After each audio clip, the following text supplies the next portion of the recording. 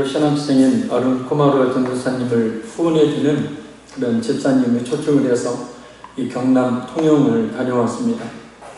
그 집사님의 그 임수한 대접을 받고 난 뒤에 이 루지라는 이 레저를 해보라고 해서 아론 코마르 전도사님 혼자 타게 하기 모여서 같이 함께 탔습니다. 이 루지라는 것이 이 플라스틱으로 된 작은 썰매 모양이었는데 이 높은 곳으로 올라가서 굴곡진 코스를 타고 내려오는 그런 게임이었습니다.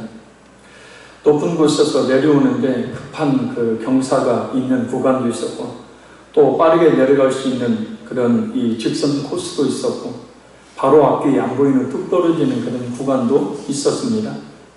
이런저런 생각으로 좀 굉장히 힘들었던 터라 큰 즐거움을 느끼지 못했지만 그 코스가 마치 우리 인생의 코스 같았습니다. 때로 굴곡지고 또 때로 뚝 떨어지는 듯한 그리고 때로 앞이 확 트인 그런 인생 말입니다. 오늘 보면 이스라엘 백성들 역시 이런 롤러코스터 같은 그런 인생을 삽니다. 물론 자신들이 그 길을 택했지만 말입니다. 어떤 코스인지 그리고 우리에게 주는 교훈은 무엇인지 우리 1절 2절 말씀 다시 한번 같이 읽겠습니다. 아비멜렉의 뒤를 이어서 이사갈 사람 고도의 성자 고아의 아들 돌라가 일어나서 이스라엘을 구원하니라. 그가 에브라임 산지 3일에 거류하면서 이스라엘의 사자가 된 뒤 23년 만에 죽음의 3일에 장사되었더라. 아멘. 아비멜렉의 뒤를 이어서 이 말씀은 기드온과 아비멜렉의 영향력이 몰락한 상태 후에 이스라엘의 구원이 필요했다는 사실을 암시합니다. 이스라엘 통해 알 수 있듯이 인간전은 끊임없이 누군가의 인도를 받지 않으면 잘못된 방향으로 나가기 쉽습니다. 사사시대가 시작되기도 전에도 그랬고 이후의 역사도 그렇지만 이스라엘 백성들처럼 항상 우리에게는 참된 지도자가 필요합니다. 하나님께서는 그 영적 지도자를 통해서 우리를 인도하시기 때문입니다. 감사한 것은 우리를 인도해 줄 명확한 지도자가 있다는 겁니다. 곧 하나님의 말씀을 통한 성령 하나님의 인도하심이 바로 그것입니다. 그러니 우리는 항상 성경을 읽어야 합니다. 그리고 그 말씀을 잘 듣고 그 말씀에 따라 살아가기를 힘써야 합니다.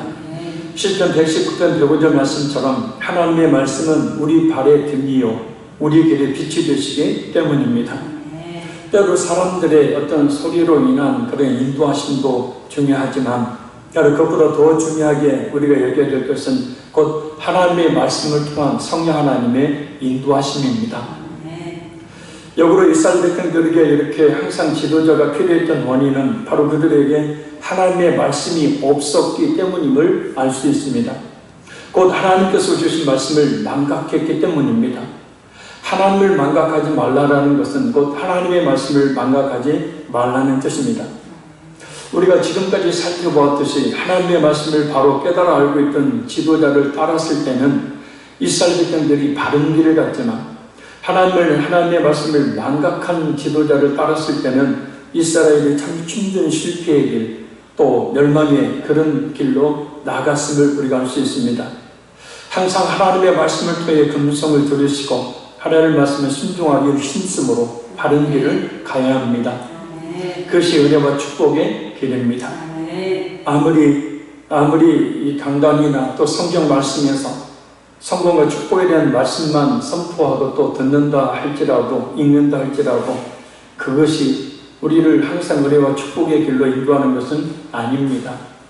그럴 만한 그런 말씀에 순종하는 그런 길이 우리에게 있어야 합니다.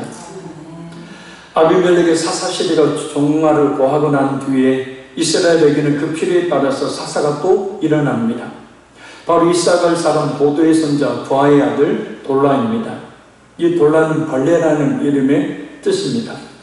오늘 본문을 보면 그 구체적인 사사로서의 그 역할을 잘 알 수는 없지만 1절, 2절 통해서 그 면모는 볼 수가 있습니다. 돌라는 일명 소사사로 불립니다. 작은 사사. 왜냐하면 그 역할이 크게 부각되지 않았기 때문입니다. 특히 그의 활동 영역이 이스라엘 12지파 전체에 미친 것이 아니라 북쪽과 동쪽의 일부 이 지파에게만 한정되었기 때문입니다. 그리고 23년이라는 통치 기간 동안 큰 전쟁의 소용돌이나 또 비참한 노예 생활을 하지 않았기 때문입니다.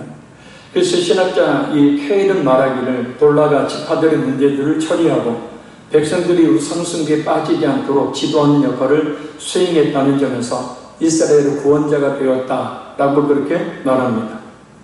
단 그가 이스라엘 12지파 중에서 가장 큰 지파 중에 하나인 에브라임 산지, 에브라임 지파의 그 3일에 거주하였고 그 지역에서 주로 활동했다는 점에서 그의 영향력이 결코 적지 않았다는 것을 충분히 짐작할 수가 있습니다.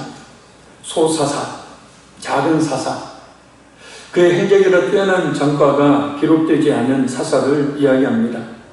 그러나 거기 23년이나 이스라엘을 통치했다는 것은 이스라엘을 큰 문제 없이 잘 인도했다는 것을 알 수 있습니다. 그의 이름이 의미하고 있듯이 자신을 벌레와 같은 연약한 자로 여겼기 때문에 그렇게 겸손하게 자신을 낮췄기에 이스라엘을 바른 길로 인도했다는 것을 우리가 알 수 있습니다. 이스라엘은 우리가 알다시피 기라성 같은 그런 많은 사사들, 왕, 또 선지자들과 같은 영적 지도자들이 있었습니다. 대부분 큰 환란의 성도리 속에서 이스라엘을 구원했던 또 그들을 바른 길로 인도했던 사람들입니다. 그러나 돌라처럼 그 이름이 잘 드러나지 않는 지도자도 있었습니다. 중요한 것은 그럼에도 불구하고 23년이라는 결코 적지 않는 기간 동안에 이스라엘을 잘 통치했다는 점입니다. 이스라엘을 바른 길로 인도했을 뿐만 아니라 그들로 하여금 우상숭배에 빠지지 않도록 했다는 겁니다. 왜냐하면 하나님의 징계가 없기 때문이죠. 어쩌면 이것이 참된 지도자의 모습이 아닐까 생각합니다. 큰 역사를 이루고 큰 교회를 이루는 지도자들도 있지만 작은 교회를 섬기며 성도 한 사람 한 사람을 바른 길을 인도하기를 힘쓰는 그런 지도자 못지않게 큰 지도자를 못지않게 이 지도자로 인정하고 또 바르게 평가하는 그런 사태가 되었으면 좋겠습니다. 우리나라에도 3만여 개의 작은 100명 미만의 교회들이 존재합니다. 그 가운데서 80%는 30명 정도의 교회들입니다. 3만 명의 그런 수많은 그런 목회자들이 있고 또 그 많은 목회자들이 있죠. 솔직히 요즘에 큰 교회 목회자들 앞에서는 고개를 저절로 숙입니다. 그냥 존경한다고 따르며 그리고 성공한 목회자로 인정하면서도 왜 그렇게 작은 교회 목회자들은 거들떠보지도 않고 함부로 여기는 경우들이 있는지 참 많이 안타깝습니다. 저도 지금까지 목회를 해오면서 그런 모습들을 참 많이도 보고 또 직접 겪어도 봤었습니다. 참 슬픈 일입니다. 비록 소사사였지만 불라도 하나님께서 세우신 사사였음을 잊지 말아야 합니다. 이스라엘을 바른 길로 인도한 영적 지도자 말입니다. 또 한 사람의 아주 작은 사사가 등장을 합니다. 우리 3절에서 5절 읽겠습니다. 그 후에 길앗 사람 야일이 일어나서 22년 동안 이스라엘의 사사가 되니라. 그에게 아들 30명이 있어 어린 나귀 30을 탔고 성읍 30을 가졌는데 그 성읍들은 길앗 땅에 있고 오늘까지 하봇 야일이라 부르더라. 야일이 죽음에 가문에 장사되었더라. 아멘. 길앗 사람 야일은 민수기 32장 40에서 42절을 보면 길앗 땅을 기업으로 받은 므낫세 후손입니다. 근데 여기서 나오는 그의 30명의 아들 그리고 어린 나귀 30 또 성읍 30은 야일의 아들들을 일컫는 말이기도 하지만 야일을 따르는 일명 가신들을 가리키는 말입니다. 야일이 30개의 성읍을 지배하고 있었고 각 성읍에는 이 야일을 따르는 가신들 그 신하들을 통치자로 두었는데 당시 그들은 일반적으로 나귀를 타고 다녔다고 합니다. 그래서 30명의 아들들이 30개의 성읍을 다스렸다는 것이 아니라 사사인 가일을 따르는 가신들이었다는 것을 알 수 있습니다. 이 중요한 점이 있습니다. 이 야일, 잘못 말했네요. 그의 이름인 야일이라는 이 뜻이 빛을 비추는 자라는 뜻이라는 겁니다. 성경에 보면 이름 그대로 살아갑니다. 그래서 이름이 아주 중요하죠. 물론 그렇지 않은 경우도 때로 있지만 말입니다. 빛을 비추는 자. 그래서 야일이 하나님의 뜻을 이스라엘 백성들에게 비추고 그들을 깨닫게 하는 역할을 수행한 사사였다는 것을 우리가 알 수 있습니다. 22년이라는 기간의 평화는 그가 얼마나 이스라엘 백성들을 바른 길로 인도했는지를 잘 잘할 수 있게 하는 결과물입니다. 역으로 야일이 이스라엘 백성들을 바른 길로 인도했다는 것은 그가 하나님의 뜻을 바르게 분별하고 있었고 이스라엘에게 잘 가르쳤다는 뜻이기도 합니다. 영적 지도자가 해야 될 가장 중요한 역할은 자신이 먼저 하나님의 뜻을 분별하고 있어야 되고 또 그 하나님의 뜻을 하나님의 백성들에게 잘 가르쳐서 참된 구원으로 인도하는 것입니다. 그런 지도자에 대한 필요성을 더욱 절감하게 되는 것이 바로 오늘 한국교회의 현실입니다. 그래서 하나님의 말씀을 통해 이루어지니 무엇보다도 교회 공동체의 영적 지도자는 하나님의 말씀을 잘 알고 또한 잘 가르치는 역할을 충실하게 감당해야 합니다. 갈수록 세상과 타협하며 세상 사람들로 살아가는 교인들이 많아지고 있는 이때에 갈수록 교회 안에 사람들은 있지만 믿지 않는 자의 수가 더욱더 많아지고 있는 이때에 더군다나 외부적으로 각종 이단들이 난무하는 이때에 그리고 자신을 의의 일꾼으로 내세우지만 잘못된 신앙의 방편들을 분별하지 못하고 전하고 가르치는 사람들이 많아지고 있는 이때에 더욱더 하나님의 말씀에 바로 서 있는 그 말씀을 바로 분별해 가르치는 지도자들이 우리 한국교회에 더욱 많이 일어나기를 우리는 더욱 기도해야 될 줄로 믿습니다. 소사사인 돌라와 야일을 통해 알 수 있듯이 꼭 위대한 업적을 남겨야만 그 이름이 높이 드러나야만 자신의 본분을 다하는 것은 아닙니다. 돌라와 야일은 비록 그 이름을 크게 남긴 그리고 큰 업적을 이룩한 삼손이나 기드온과 같은 명예를 얻지는 못했지만 인간적인 실수가 없이 이스라엘 백성들을 바른 길로 인도해서 평안하고 풍요로운 삶을 살게 했던 것을 봅니다. 하나님은 하나님의 필요에 따라서 우리들을 적소에 사용하십니다. 예레미야 18장 6절 말씀입니다. 여호와의 말씀이니라. 이스라엘 족속아 이 토기장이가 하는 것 같이 내가 능히 너희에게 행하지 못하겠느냐. 이스라엘 족속아 진흙이 토기장이의 손에 있음같이 너희가 내 손에 있느니라. 그러니까 하나님께서는 이스라엘 백성들을 그 토기장이처럼 또 그 손에 들려있는 진흙처럼 하나님이 만들기를 원하시는 그 그릇으로 만드신다는 거예요. 그리고 영적 지도자도 마찬가지고 우리 성도들도 마찬가지입니다. 다 하나님이 쓰실 곳에 쓰임이 합당한 그릇으로 다 만드는 거죠. 큰 그릇이 있고 작은 그릇이 있고 또 그 재질이 나무 그릇이 있고 질그릇이 있고 금그릇이 있고 은그릇이 있듯이 말입니다. 중요한 것은 마태복음 25장의 달란트 비유를 통해서 예수님께서 말씀하신 것처럼 우리 각자에게 주어진 달란트, 곧 직분, 또 은사, 또 능력, 물질 등에 따라서 하나님께서 기뻐하시는 좋은 열매를 거두는 곧 하나님께서 기뻐하시는 삶을 사는 것입니다. 우리 자신에 대한 진정한 평가는 오직 하나님께서만 하시기 때문입니다. 그에 따르는 상과 칭찬 역시 사람이 아닌 하나님께서 주시기 때문입니다. 그래서 그것을 믿으시고 사람이 아닌 사람 평가도 중요하지만 무엇보다 하나님께서 어떻게 나를 보실까? 하나님께서 내게 보내주신 장소에 합당하게 내가 하나님이 기뻐하시는 삶을 살고 있는가? 이것을 우리가 무엇보다도 먼저 우리가 깊이 늘 생각해보고 그 하나님의 쓰임이 합당한 그릇으로 살 때 5달란트를 받은 자와 2달란트를 받은 자, 그 달란트가 38kg 정도 되기 때문에 엄청나게 큰 은사를 받은 자들이죠. 근데 5달란트 받은 자에 비해서 2달란트는 적습니다. 그러면 그 달란트를 이 크고 적음에 따라서 2달란트 받은 자가 왜 나한테는 5달란트를 주시지 않았습니까? 라고 이야기한다면 이것은 있을 수 없는 일이겠죠. 왜요? 토기장이가 진흙 한 덩이 가지고 하나님께서 원하시는 그릇을 만드시기 때문입니다. 근데 이 2달란트 받은 자는 5달란트 받은 이 종을 시기하거나 질투하지 않습니다. 오직 자기에게 주어진 2달란트만큼 최선을 다하여 충성해서 2달란트를 남기는 삶을 삽니다. 2달란트와 5달란트를 받았던 종들, 예수님은 놀랍게도 똑같은 말로 똑같은 칭찬과 똑같은 상급을 약속하십니다. 그러나 1달란트 받았던 자는 그 한 달란트 받은 것을 가지고 불만을 품고 또 이 달란트 가지고 장사하다가 혹시 망하면 나한테 이 한 달란트를 맡긴 주인이 나를 책망하지 않을까 두려워해서 결국 그 달란트를 숨겨서 바깥 어둠으로 쫓아님을 받고 맙니다.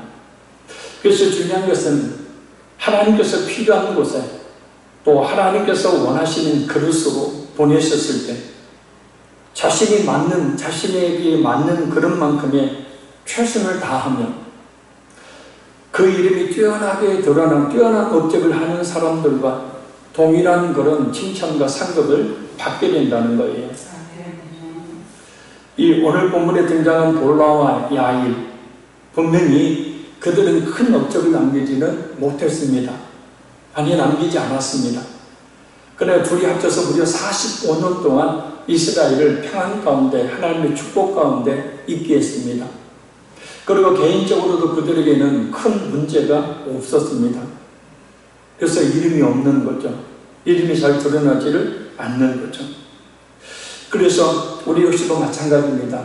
무엇보다도 중요한 것은 하나님이 내게 원하시는 것이 무엇인지, 내 그릇은 얼마만한 그릇인지를 아는 것이 중요합니다. 그리고 내 그릇이 적든 크든 중요한 것은 그런 만큼의 하나님이 원하시는 것들을 담아내고 하나님이 원하시는 것만큼 하나님께 쓰임을 받으면 그것으로 하나님을 기쁘게 드리는 삶을 살게 된다는 거예요. 그래서 우리가 항상 그것을 잊지 말아야 될 줄로 믿습니다. 자, 우리 6절 말씀 읽겠습니다. 이스라엘 자손이 다시 여호와의 목전에 악을 행하여 바알들과 아스타롯과 아람의 신들과 시돈의 신들과 모압의 신들과 암몬 자손의 신들과 블레셋 사람의 신들을 섬기고 여호와를 버리고 그를 섬기지 아니하므로. 아멘. 돌라와 야일이 통치했던 45년 동안 평안을 누린 이스라엘 백성들은 여호수아가 죽은 이후 그리왔듯이 또 사사 돌라와 야일이 죽자마자 또다시 하나님께 범죄를 저지르고 맙니다. 영적 지도자의 통치가 없는 공백기간이 발생하자마자 이스라엘 백성들이 깊은 우상 숭배의 늪에 빠져서 배교의 길을 걸은 것입니다. 자, 각종 우상들을 그들이 숨겼던 것을 봅니다. 참 기가 막힌 일이죠. 자, 그 우상들을 봅니다. 바알과 아스다롯은 가나안 족속의 가장 대표적인 신이죠. 그래서 풍요와 번성의 신들을 이야기합니다. 실제 성지순례 가서 이 애굽, 이집트, 조르단 이와 같은 지역을 가보면 엄청 그런 신들입니다. 그 신들의 박물관이 있을 정도로 아주 큰 신상이 있고 또 아주 이 손가락만한 신상도 있습니다. 얼마만큼 이스라엘 백성들이 그 우상을 섬겼는지를 잘 알 수 있게 하는 그런 물질적인 증거들이죠. 아람의 신들은 이 아람은 시리아를 이야기합니다. 오늘날에 열왕기 5장 18절을 보면 시리아 사람들이 섬기던 신은 주로 하닷, 또 아낙, 못, 림몬 등입니다. 이 하닷은 하늘과 땅의 숨은 조절자, 곧 비를 관장하는 신이죠. 그러니까 비는 팔레스타인 지방에서 가장 중요한 거죠. 비가 내리면 살고 비가 내리지 않으면 죽기 때문입니다. 아낫은 바알신의 누이자 부인, 전쟁과 사랑의 신입니다. 림몬은 우레라는 뜻의 신입니다. 아하스 왕은 이 아람 신들을 숭배하고 단을 세우고 희생제물을 바치기도 했습니다. 시돈의 신들은 이세벨이 이스라엘로 들어온 바알과 아세라 신을 말합니다. 열왕기 38장 19절을 보면 바로 엘리야 선지자가 이 신들의 선지자들과 싸우죠. 모압의 신들은 모압의 주신인 그모스를 가리키고 암몬 자손의 신들은 암몬 족속의 신인 밀고나 말강 또는 몰렉과 몰록을 말합니다. 특히 몰렉 신이나 그모스 신을 위한 제사를 지낼 때 레위기 18장 21절을 보면 자신의 자녀들을 말입니다. 이 불로 통과하게 하는 악한 의식을 치릅니다. 그러니까 뭐냐면 그 신상을 만들어 놔요. 이 몰록신을 신상을 만들어 크게 커다랗게 만들어 놓고 몰록신 안에 불을 피웁니다. 뜨거운 불을 피워요. 이렇게 동굴과 같이. 그래서 앞과 뒤가 튀어져 있습니다. 그래서 자신의 자식들을 말입니다. 그 몰록 신으로 하여금 분노하지 않도록, 또 자신들에게 복을 내려주도록 자기의 자식들, 그 사랑하는 자식들을 그 불구덩이 속으로 집어넣는 거예요. 살아나겠습니까? 다 불에 타 죽죠. 이런 끔찍한 제사를 드렸었습니다. 블레셋 사람의 신들은 사사기 16장 23절을 보면 다곤을 가리키는 것으로 풍요의 신을 이야기합니다.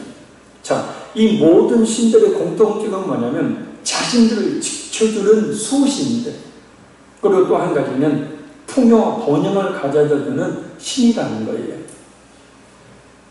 그러니까 인간이란 누구나에게 그런 욕망이 있죠. 풍요와 번영, 잘 먹고 잘 살길 바라는. 이것이 없는 사람은 아마 사람이 없을 겁니다. 사람이 아닐 겁니다. 이 풍요와 번영의 신들이 바로 이스라엘 백성들이 오늘 본문에 언급되어 있던 그런 신들, 그런 신들을 이스라엘 백성들이 생긴 겁니다. 한마디로 오늘날 맘몬, 매몬 영어로 이 매몬신을 이야기합니다. 이 맘몬이라는 말은 부, 재물, 소유라는 뜻입니다. 그러니까 자신에게 이 풍요와 번영을 가져다주는 맘몬신. 그러니까 실제적으로 나는 불상 앞에 가서 절하지 않습니다. 나는 우상을 섬기지 않습니다. 그렇게 이야기하지만 많은 사람들이 은연중에 이 풍요와 번영의 신을 자신도 섬기고 있습니다. 사실 우리가 풍요와 번영을 바라는 것은 당연한 일입니다. 그래서 그것을 추구하는 자체가 죄는 아닙니다. 열심히 수고하기 위해서 또 풍요와 번영을 추구해야 합니다. 그러나 문제는 어떤 것이 우상 숭배이고 어떤 것이 하나님을 섬기는 것이냐라는 거예요. 모든 사람들이 갖는 이 당연한 풍요와 번영을 추구하는, 또 성공과 물질을 추구하는 이러한 삶이 어떻게 우상 숭배가 될 수 있는가? 그래서 우리는 그 경계를 말씀을 통해서 분명하게 알고 있어야 합니다. 먼저 예수님께서 그 정의를 내리시죠. 마태복음 6장 24절. 한 사람이 두 주인을 섬기지 못할 것이니 혹 이를 미워하고 저를 사랑하거나 혹 이를 중히 여기고 저를 겸히 여깁니다. 너희가 하나님과 재물을 겸하여 섬기지 못하느니라. 예수님의 이 말씀은 하나님을 선택해서 주인으로 삼은 모든 성도들은 재물을 포기하고 하나님의 뜻에 따라 그 재물을 천국 창고에 보물을 쌓는 삶을 살아야 하고, 재물을 주인으로 섬기는 자는 하나님의 구원을 포기해야 한다는 뜻입니다.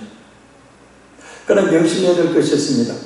그것은 재물을 악한 것으로 보는 것이 아니라는 것이고 죄악시하는 것도 아니라는 겁니다. 재물을 다 버리라고 말씀도 하지 않았습니다. 단 재물의 마음을 빼앗기지 말라는 겁니다. 시편 62편 10절 말씀입니다. 포악을 의지하지 말며 탈취하는 것으로 허망해지지 말며 재물이 늘어도 거기에 마음을 두지 말지니라. 사람이 재물을 소유하되 재물이 사람을 소유해서 사람이, 특히 우리 성도들이 그 재물의 지배를 받아서는 안 된다는 뜻입니다. 왜냐? 그렇게 되면 하나님을 잊어버리기 때문입니다. 신명기 8장 13절에 14절 말씀입니다. 또 내 소와 양이 번성하며 내 은금이 정식되며 내 소유가 다 풍부하게 될 때 내 마음이 교만하여 내 하나님 여호와를 잊어버릴까 염려하노라. 여호와는 너를 애굽 땅에 종되었던 집에서 이끌어 내시고. 아멘. 그래서 내 소유가 다 풍부하게 될 때에 네 마음이 교만하여 내 하나님 여호와를 잊어버릴까 염려하노라. 우리가 순종하는 것이 있다면 그것이 곧 우리의 주인이 되어버립니다. 그것이 사람이든 물질이든 짐승이든 희한하게 생긴 돌이든 사람이 만든 어떤 이 우상이든 말입니다. 로마서 6장 16절 말씀입니다. 너희 자신을 종으로 내주어 누구에게 순종하든지 그 순종함을 받는 자의 종이 되는 줄을 너희가 알지 못하느냐. 혹은 죄의 종으로 사망에 이르고 혹은 순종의 종으로 의에 이르느니라. 그러니까 어떤 것에 내가 순종하게 되어지면 그것이 나의 주인이 되고 나는 종이 된다라는 겁니다. 결국 삶의 절대적인 가치, 우리가 살아가는 목표, 살아가는 이유가 하나님이어야 합니다. 그 외의 모든 것들은 그 신앙에 종속되는 것뿐이다라는 생각을 가져야 합니다. 하나님과 재물을 겸하여 섬길 수는 없습니다. 배금주의, 그 물질을 숭배하는 죄, 또 기독교 신앙은 양립할 수가 없습니다. 같이 있을 수가 없어요. 재물 그 자체가 나쁜 것은 결코 아닙니다. 왜냐? 그것은 하나님께서 주신 것이기 때문입니다. 그러나 그 재물을 주인으로 섬기고 그것으로 인생을 보상받으려고 하는 태도는 죄를 짓는 것이죠. 죄를 지으면서 동시에 하나님을 숨길 수가 없게 되는 겁니다. 아까 예수님께서 말씀하셨듯이 하나님과 재물을 겸하여 섬길 수 없다. 이를 사랑하고 저를 미워한다. 물질을 사랑함이 일만하게 뿌리가 하나님. 그러니까 결국은 물질을 사랑한다는 것은 그 사람이 하나님을 잊어버린다는 뜻이죠.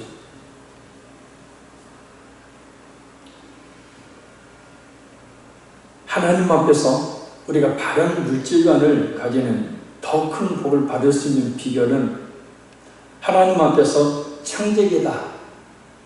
나는 창작이다. 라는 성경적 믿음을 갖는 겁니다. 청지기가 가진 모든, 청지기와 관련한 모든 재물은 자기의 것이 아니죠. 하나님의 것이다.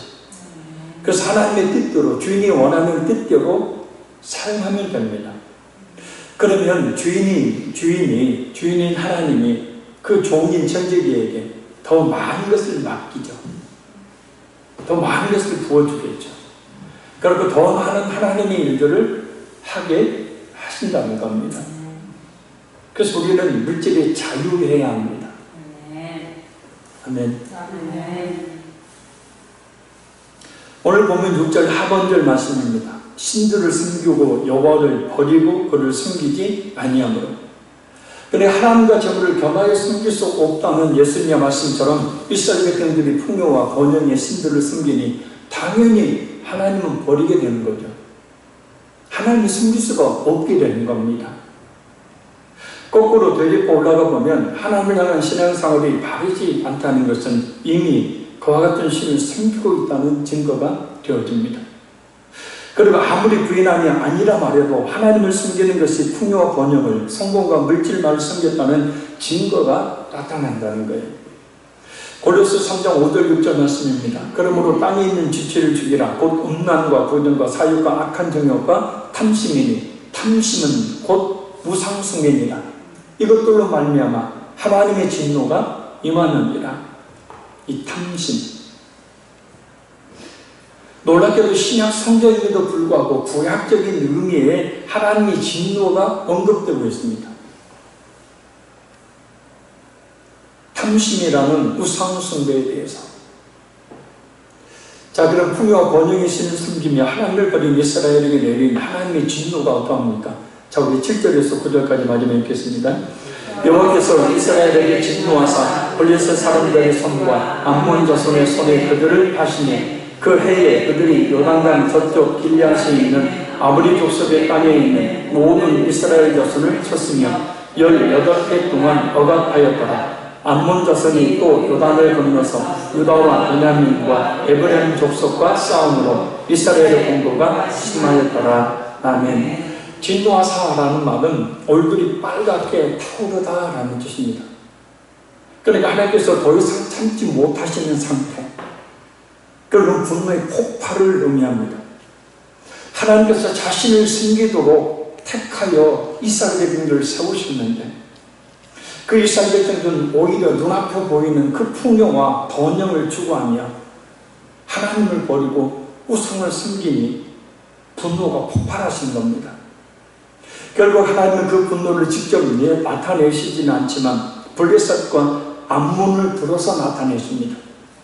블레셋과 암몬이 그 요단강 저쪽 길리앗에 있는 아모리 족속의 땅에 있는 모든 이스라엘 자손을 쳐서 그들을 18년 동안이나 억압받도록 하십니다. 여기서 억압받다라는 말은 히브리어로 라차치, 이 말이 딱 붙어서 사용됩니다. 보통 단어를 띄는데 이 두 단어를 원어를 보면 다 붙여서 사용해요. 라차치.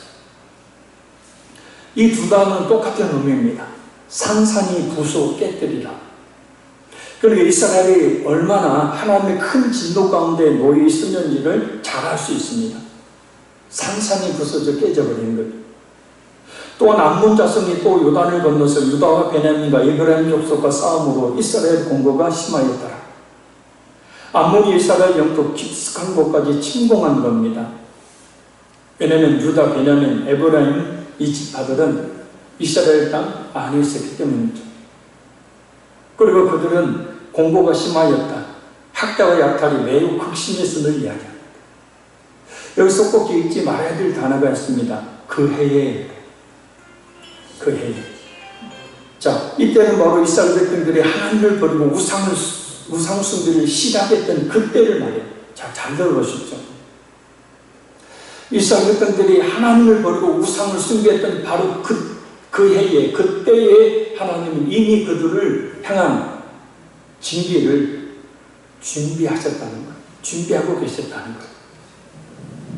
암몬 자손의 움직임입니다. 모압 족속의 북쪽 야복강 주변의 지역에 살고 있었던 암몬 자손이 바로 이스라엘 백성들이 하나님을 버리고 우상을 숭배하는 바로 그 해에, 그때에, 그 시기쯤에 이 지역에 정착을 한 거예요. 그러니까 우리가 구약의 선지서들로 보면 똑같은 장면들이 나오죠. 하나님 이스라엘 백성들을 깨닫게 하기 위해서 주변의 민족들을 어떻게 합니까? 들어서 이스라엘 백성들을 치듯이 그들이 우상숭배를 시작할 그때에 하나님은 블레셋과 암몬을, 특별히 암몬 족속을 준비를 하시는 거죠. 하나님을 버리고 우상을 숭배하는 그때에 하나님은 그들을 심판하시고자 암몬 자손을 준비하시고 더 이상 참으실 수 없을 그때에, 그러니까 그들의 그 죄악이 관영 가득 찰 때에, 그러니까 하나님은 참으시죠. 그러나 하나님께서 참는 것도 한계가 있죠. 물론 택한 성도들 향한 하나님의 사랑은 무한하시지만, 그러나 그 죄악에 대해서는 그 죄가 차면 반드시 하나님이 그 진노를 나타내시는 거죠. 그래서 그 진노의 때가 되었을 때 암몬으로 하여금 이스라엘을 치시도록 하신 거예요. 그래서 그들을 직접에 그들을 파시면 하나님께서 택하신 이스라엘 백성들이지만 그들이 하나님을 버리고 우상을 숭배할 때 하나님은 그들의 소유권을 블레셋과 암몬에 팔아버리신 거예요. 소유권을 넘겨버리시는 겁니다. 니들이 알아서요. 물론 여기도 하나님의 사랑이 있죠. 왜요? 깨닫고 돌아오기를 원하는. 그래서 사사기에 참 보기 드문 장면이 나오는데 바로 다음 시간에 살펴볼 말씀인데 이스라엘 백성들 철저하게 회개하는 거예요. 깨닫고. 바로 그것을 하나님 원하시는 거예요. 자, 무슨 얘기냐면 환난은 느닷없이 와요. 그러나 아무 이유 없이 오는 것은 아닙니다. 그리고 어떤 고난은 느닷없이 오지만 아무 이유 없이 오는 것은 아니라는 거예요. 이미 범죄할 때 하나님의 진노가 시작된다는 것. 그래서 하나님이 이스라엘 백성들을 통하여 이스라엘 백성들을 깨닫도록 하기 위해서 주변의 민족들을 들어 쓰신과 같이 하나님께서는 때로 우리 자신 한 사람, 나 한 사람을 깨닫기 위해서 내가 가장 의지하고 사랑하는 가족, 내가 가장 의지하는 사람들, 또 내가 의지하는 물질, 건강, 이와 같은 것들로 하나님은 때로 환난을 느닷없이 주신다는 거예요. 그럴 때 우리가 취해야 될 자세는 하나님을 향한 원망과 불평이 아니라 내가 왜 이런 일을 겪어야만 하느냐라고 원망과 불평할 것이 아니라 느닷없이 오는 것이 아니라 느닷없이 오지만 이유가 없이 오지는 않으니 그 이유가 무엇인지를 깨달아야 한다.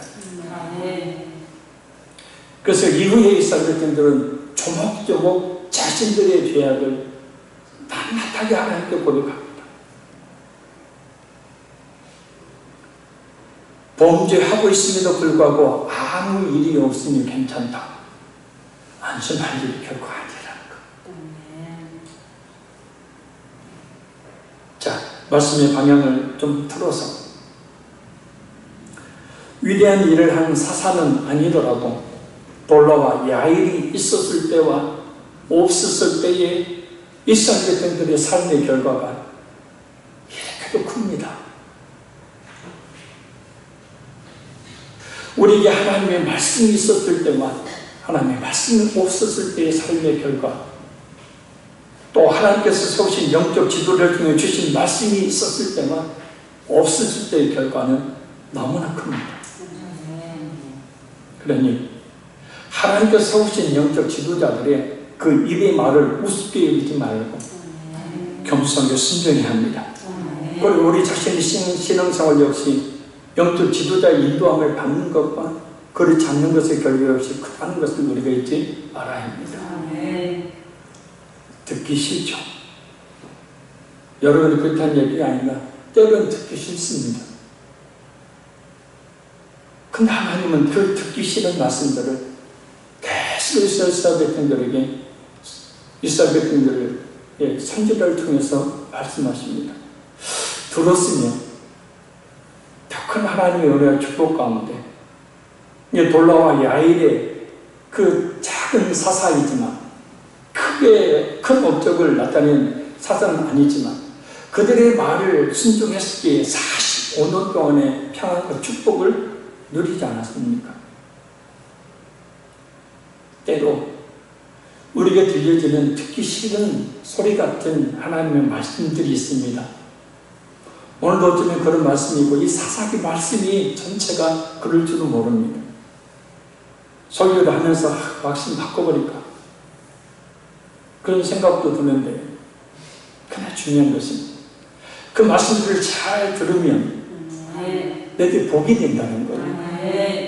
진짜 하나님의 은혜와 축복을 받는 길로 나를 가게 만든다는 거예요. 돌라와 야일이 있었을 때 그들에게 빛을 비추는 자로 하나님의 뜻을 그들에게 전하고 그들을 우상숭배하지 못하도록 그들을 지도하고 그들을 이끌었을 때 45년 동안의 평안이 있었지만 이 돌라와 야일이 죽고 나자마자 지도자가 없는 공백 기간에 그들은 하는 짓이, 성경 어디에도 이렇게 각종 우상을 모아놓은 구절이 없어요.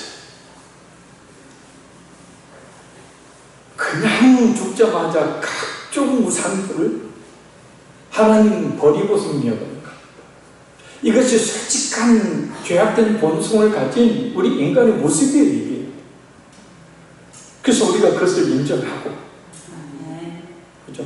물론 여러분은 그렇지 않겠지만, 그것을 겸손하게 인정하고, 드려야 될 말씀들을 잘 듣고 순종하는, 그것이 곧 우리만 축복으로 우리를 이끌어줌을 믿으시길 바랍니다. 결론적으로 말씀드립니다. 항상 우리에게는 참된 지도가 필요합니다. 하나님께서는 참된 영적 지도를 통해서 우리를 인도하시기 때문입니다. 무엇보다 우리의 진정한 지도자는 말씀을 통해 인도하시는 성령 하나님이십니다. 그러니 항상 성경을 읽어야 합니다. 그리고 그 말씀을 잘 듣고 그 말씀에 따라 살아가기를 힘써야 합니다. 그리고 또한 그 말씀을 변하는 자로 하나님께서 교회에 세워주신 영적 지도자인 목회자의 인도함을 잘 따르시기를 바랍니다. 큰 역사를 이루고 큰 교회를 이룬 지도자도 있지만 작은 교회를 섬기며 성도 한 사람 한 사람 부여안고 바른 길 인도하기를 힘쓰는 지도자, 또한 못지않게 지도자로 인정하고 바르게 평가하고 존경하고 존중하는 그런 태도가 한국교회에 더욱더 세워져야 될 줄로 믿습니다. 노예도 가보면, 목사님들의 모임에도 가보면 눈에 띄기와 같은 것들이 있습니다. 어떨 때는 비참할 때가 있고 그래서 가지 않습니다. 잘 어쩔 수 없이 노예 임무를 맡았기 때문에 정말 필요한 때만 가지만 가지를 않습니다. 그 목회자들 사이에서도 부익부 빈익빈이 있으니까. 그러니 일반 성도들은 오직 하겠습니까? 하나님은 하나님의 필요에 따라 우리들을 적재적소에 사용하십니다. 따라서 우리의 직분, 은사, 능력에 따라서 하나님께서 기뻐하시는 좋은 열매를 거두어서 하나님께서 원하시는 그런 삶을 우리가 살아야 될 길이 있습니다. 살면 얼마나 삽니까? 앞으로 살면 얼마나 산다. 우리 자신에 대한 진정한 평가는 하나님께서 하시고 그에 따른 상과 칭찬 역시 사람이 아닌 하나님께서 주시잖아요. 풍요와 번영, 성공과 물질을 추구하는 것은 악한 일이 아닙니다. 오히려 추구하십시오. 그러나 하나님과 재물은 교만에 생길 수 없다는 예수님의 이 말씀을 마음에 꼭 새겨야 합니다. 그래서 그 경계를 명확히 알고 하나님을 섬겨야 합니다. 그것은 간단합니다. 나는 청직이다. 하나님의 것을 살아있는 동안 잠시 맡은 청직일 뿐이다. 그래서 주인이 원하는 뜻대로 내게 있는 모든 것을 헌신할 뿐이다. 그러면 하나님의 그런 청지적 자세를 가진 일꾼들을 우리 주위에도 많잖아요. 그런 사람들에게 더 많은 것들을 부어주십니다. 움켜쥐는 자에게 왜 하나님이 부어주시겠습니까? 무엇보다도 아무리 바빠도 신앙성에 소홀함이 없도록 열심히 해야 될 줄로 믿습니다. 하나님의 진노가 아닌 하나님의 축복하심과 평안이 계속 임하도록 나옵니다.